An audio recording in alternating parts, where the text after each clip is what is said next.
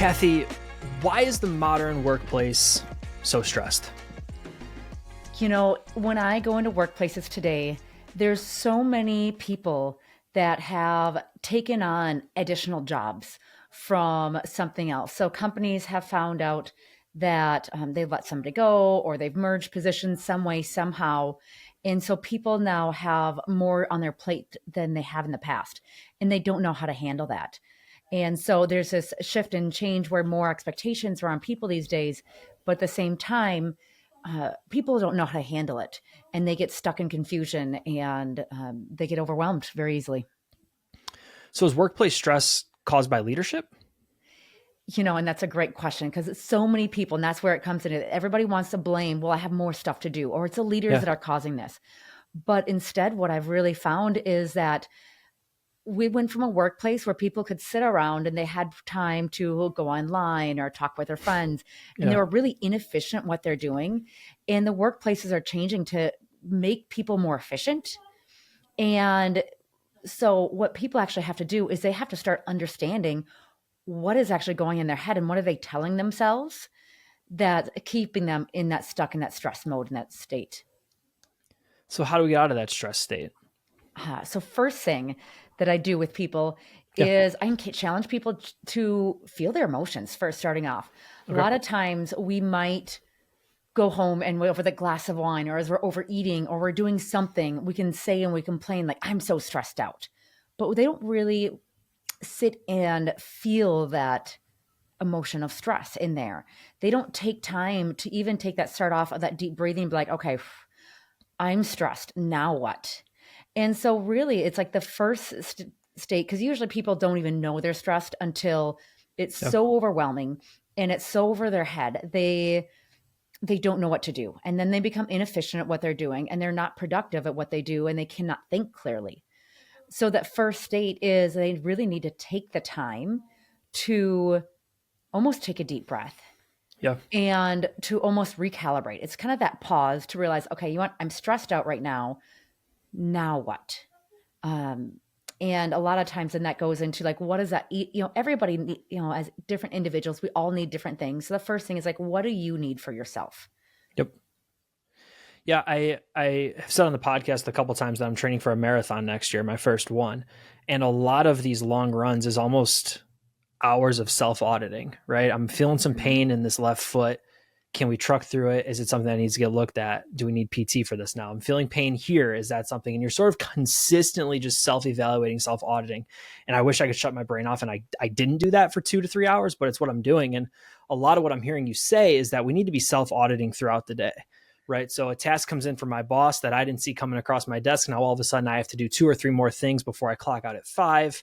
Oh wait, but now, 4 other people are coming and leaving their things on my desk too. Now I have 15 things to do before 5, and I can sort of start to feel that stress level rise. How often should we be auditing that level throughout the day? And how often should we be doing something about it throughout the day?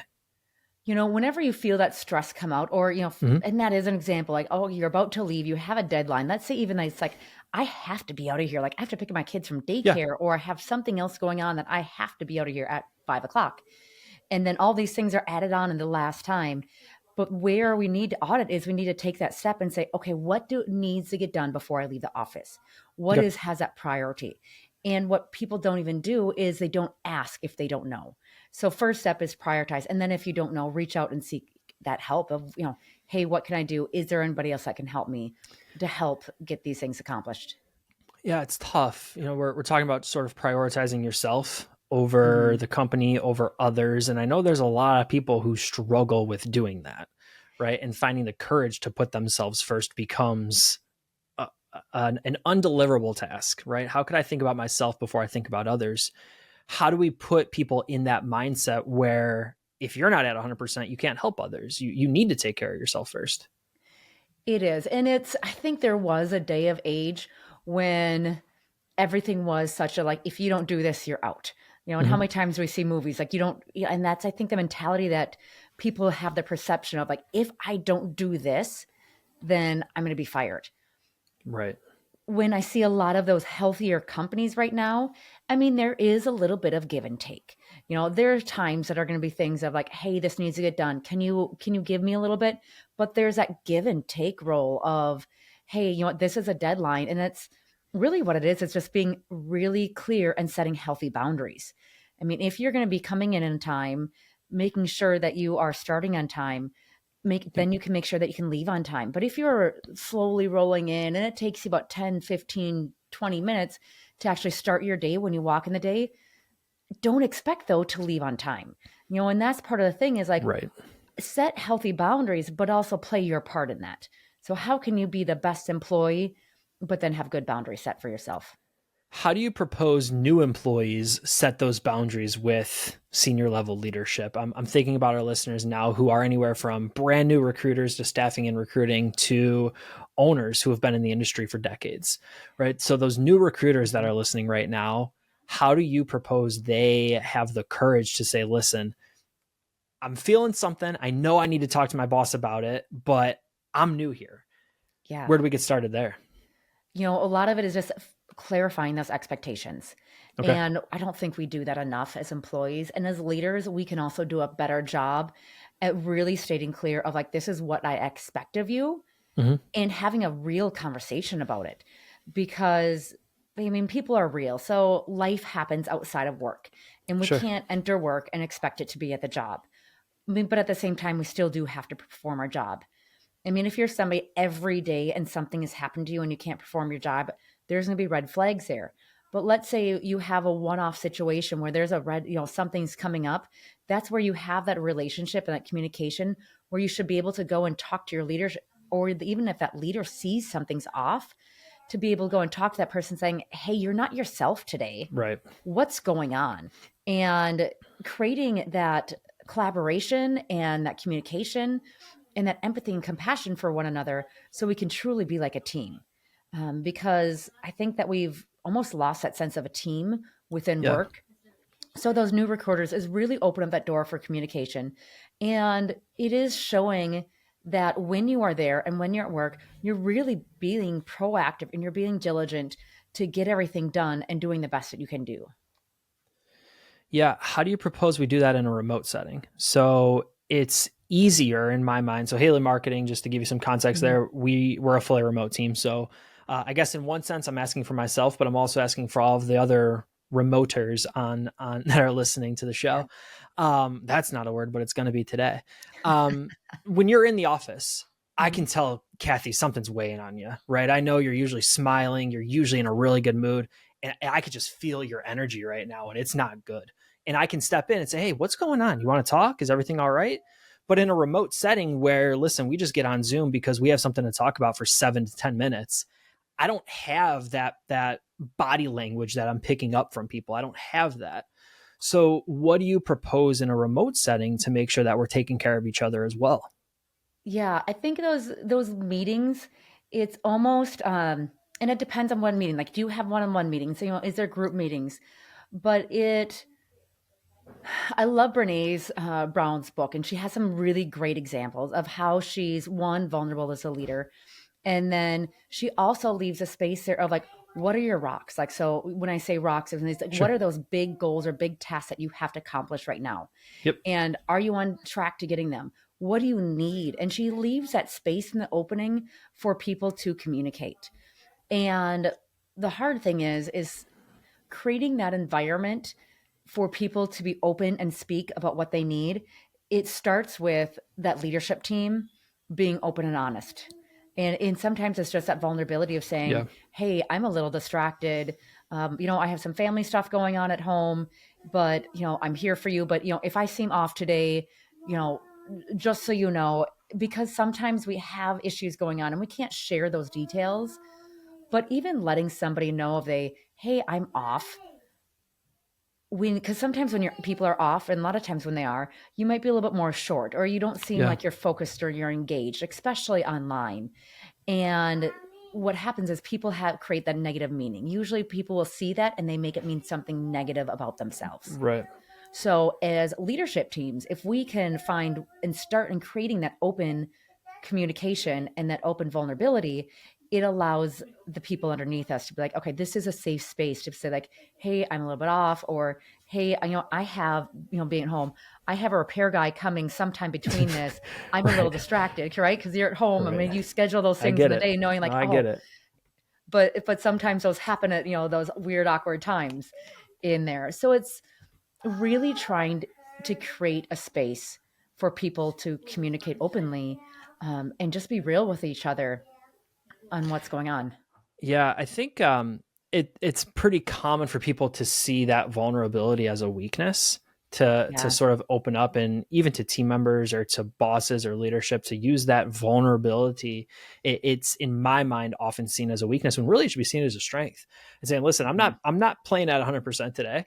You know what 100% looks like. I'm going to have it maybe tomorrow or the day after. But right now, yes, we can talk about these things, but just understand that there's some other stuff going on right now that I can't give you everything that I normally can. And I think in being open and vulnerable in that respect adds a level of strength that should be visible, that should be seen. Absolutely. No, and I think it is. And it's, I love the concept of compassionate leadership, because Okay. the more that we have the ability to really, it's that give take. I mean, I think about actually, so to go back as an example of, I think of the leaders that I had in my life that I Mm-hmm. really wanted to serve and then I worked my hardest for. It Yeah, was because they were kind and they were compassionate. And then when they took their time to really truly be like, hey, how are you? And they could see those differences, those leaders that showed that they cared for me, I worked my butt off for them. for sure. And For those sure. leaders, yeah, that didn't give me the time and that were flippant and they were just really insensitive, I did the bare minimum in my life for, and I'm like, I'm in, I'm out, and that's it. I will 100% go to war for people that I know will do the same for me. Right. Absolutely. And Yeah. and yes, I'm a nice person, and genuinely, yes, I'm going to go out of my way to help others. But I will go to war for people that I know are going to do the same for me. And I think when you have a leader who is open, compassionate, honest, transparent, they sort of lay out this vision. Yeah, let's go. Let's do it. Right. I think that adds so much more. I'm sorry, it removes so much more complexity from the role when you know this is where we got to get to. Right. Yes, I'm leading with compassion. I'm leading with service in mind. Hmm. Let's get it done. Let's Yeah, absolutely go to work. it is. And you look at, and then going actually back to your question. So you have that Please. new leaders, Yep. so if you don't have a good leader, you're coming in. Uh, Sometimes you find out it's not a culture fit, but a Mm-hmm. lot of times you'll find out that those, you can be a leader in whatever position you are. And so Yep. how do you create that culture of compassion even as you're a new person, starting to do that, coming to people, being that open and honest with them, letting them know what you need, where their struggles are. And sometimes, especially if you're brand new, it's reassuring that manager or that leader, hey, I know I have to do this, but I'm a little bit off. And Yeah. sometimes it is. I mean, in this day of age, everything's being remote. Sometimes that give and take is too, like, hey, I know I have to do this. I'm off. I'm not being productive. I might need to do this, but hey, I can do this by this time. Is that okay? But talking, asking for sometimes those permissions for those leadership teams will help create that buy in within those things.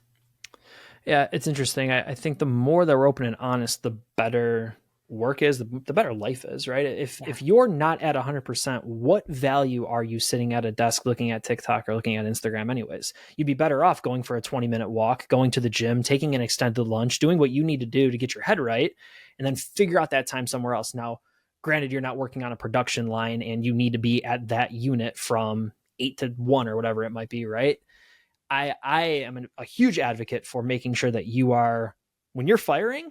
And when you're not, take the 5 to 10 minutes, whatever you need to have that mental reset so that you come back stronger. I am all for that. Absolutely. Cathi, I want to ask you this. How much workplace stress typically stems from personal stress? It is, they go hand in hand. I mean, it's, as I mentioned before, we like the concept of like leaving work at home, or leaving Yeah. work at work and leave home at home, but Mm-hmm. it doesn't happen. I mean, we're humans. It's hard to compartmentalize everything. And I say like how you do one thing is how you do everything. Okay. So it's challenging. So I see a lot of home stress right now affecting workplace, and vice versa. So, people that are having struggling with kids, marriages, Yeah. family, aging parents are very common things. I mean, there's all those things. It emotionally wears people down in there. And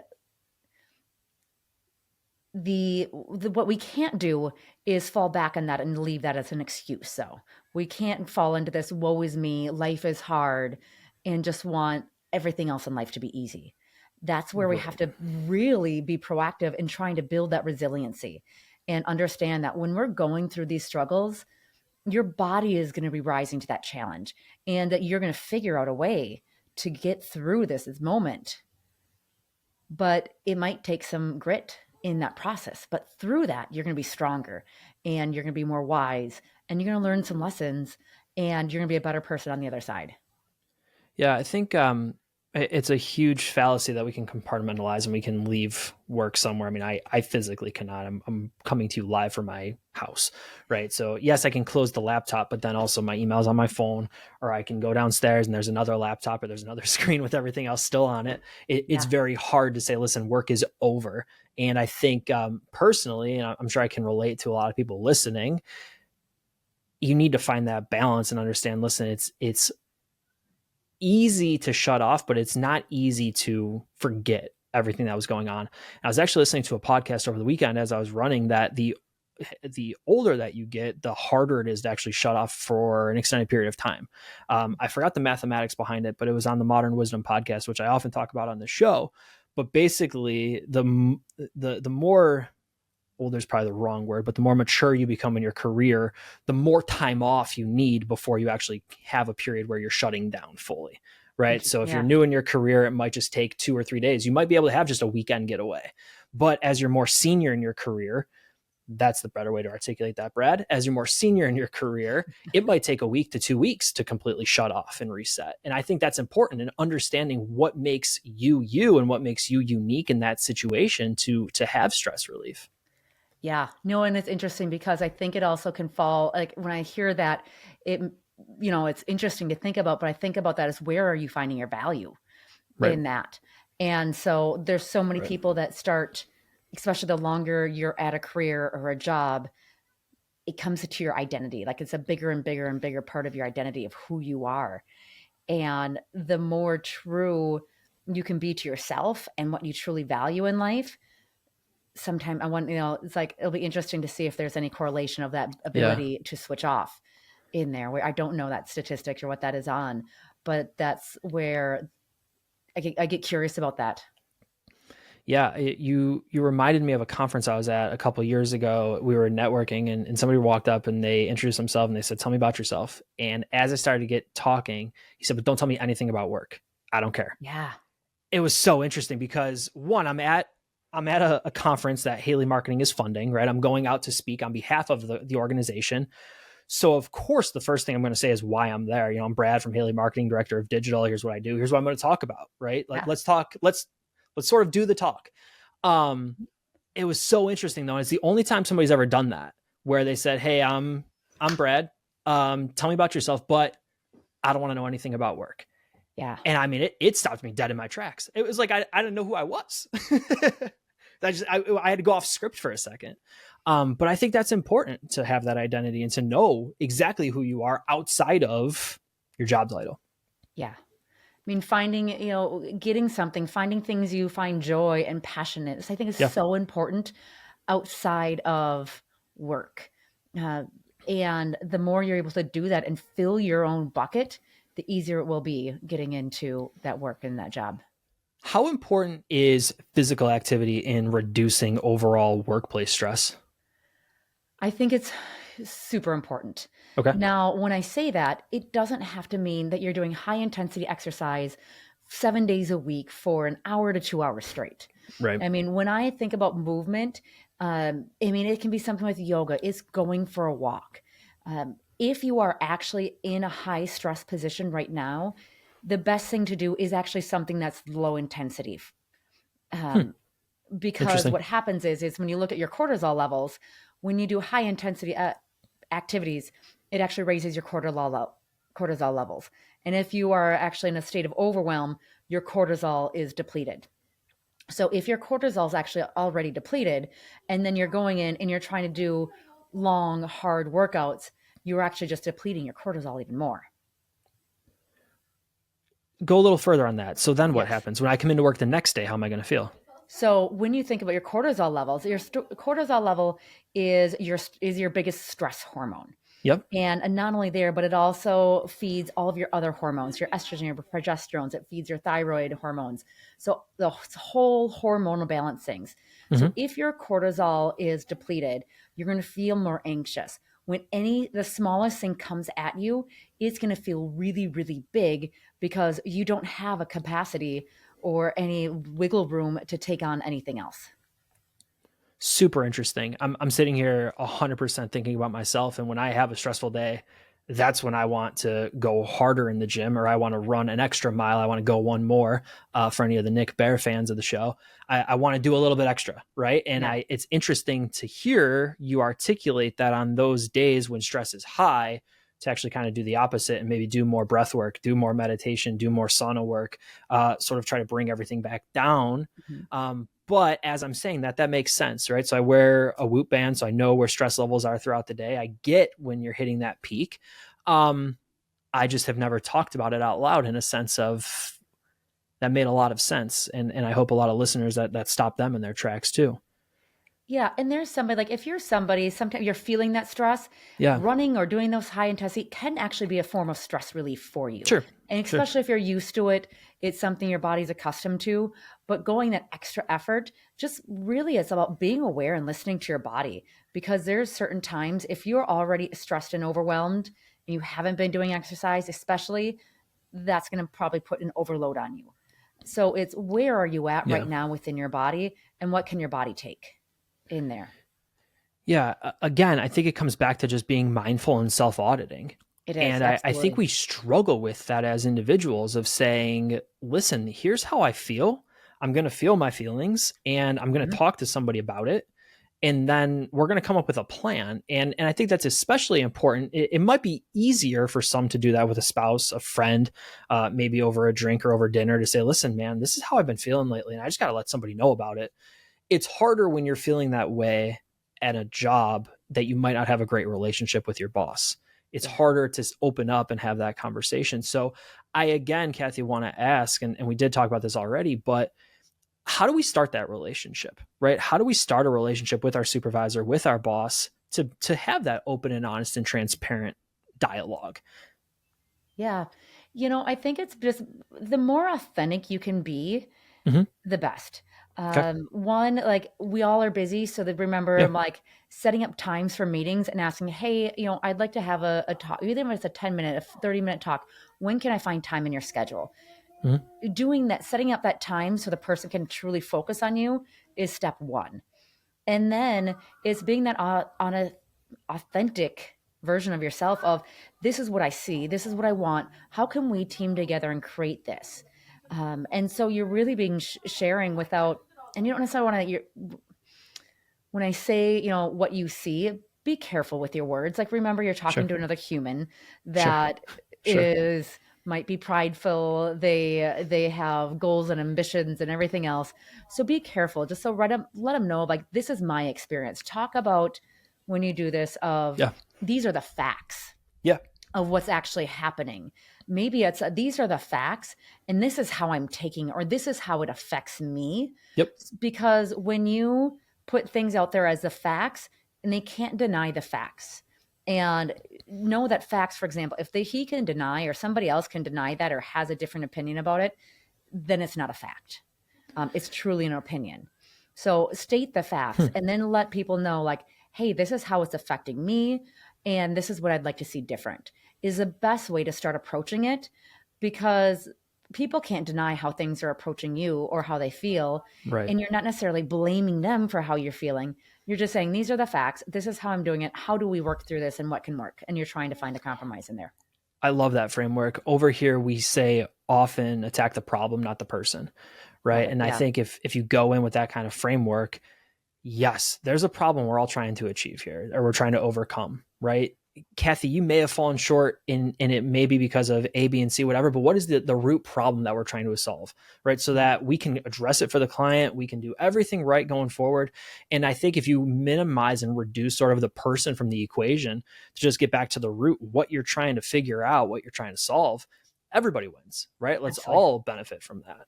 Yeah, absolutely. Cathi, anything else that we should know about stress or stress management before I let you go?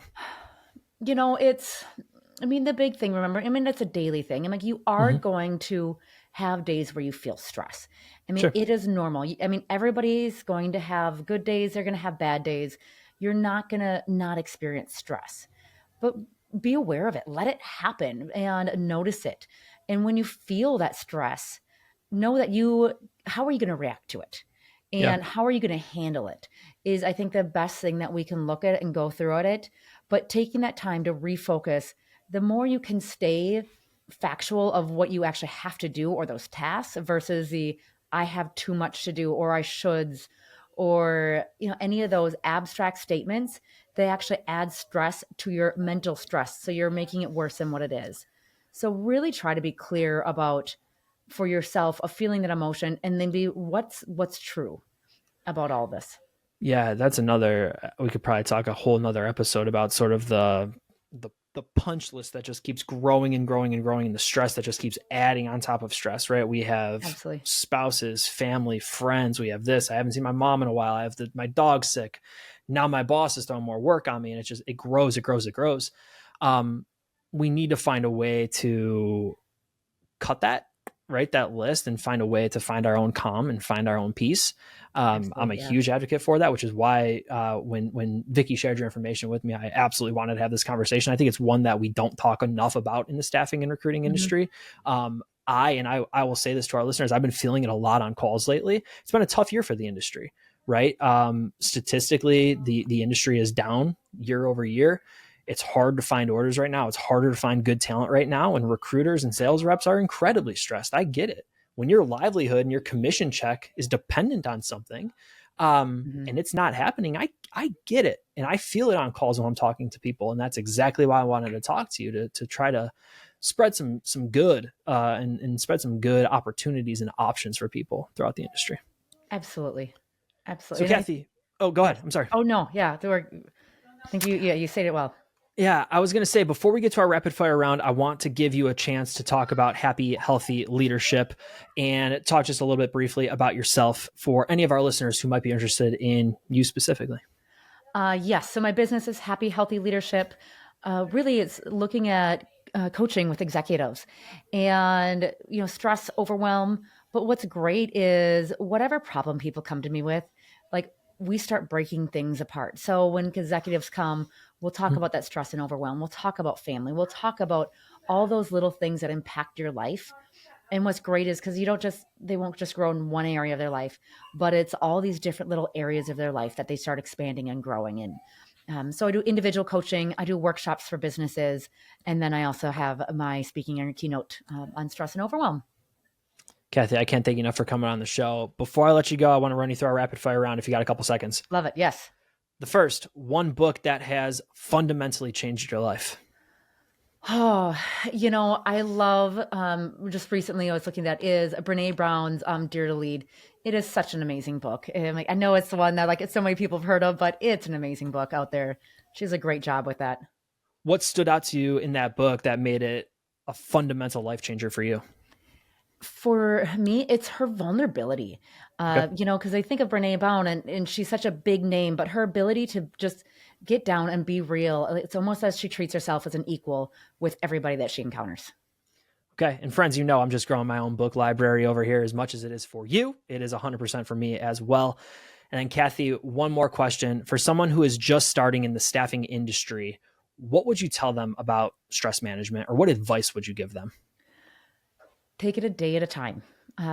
Don't create meeting out of the small things. Just one small step at a time. Like everything's a bite-sized piece as you go out and you're learning this new process, this new position, and just to remember that as you're building and you're growing that. And sometimes it's also that reminder of when you feel that stress, remember it's that excitement. It's the excitement preparing you for that new journey. That's interesting. I was going to let you go after that, but I was speaking a while ago, and I still get it before I talk, before any sort of session, that anxiety it's a little bit of imposter syndrome mixed with just a little bit of pre-show jitters. I used to play guitar throughout Buffalo pretty much 3 to 4 days a week too. And I used to get it then. I still get it now. And somebody at one point told me, listen, there's 2 ways that you can trigger that. One, you could shut down and it's your body saying you can't do this, or it's your body saying, listen, it's go time. And that's just your body saying, let's go, we're revving up. And I love the thought of saying, listen, if I'm feeling this, it's go time.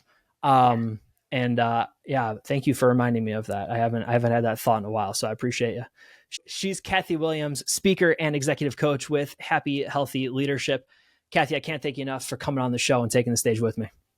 Awesome. Thanks for having me. It's great being here. Take care.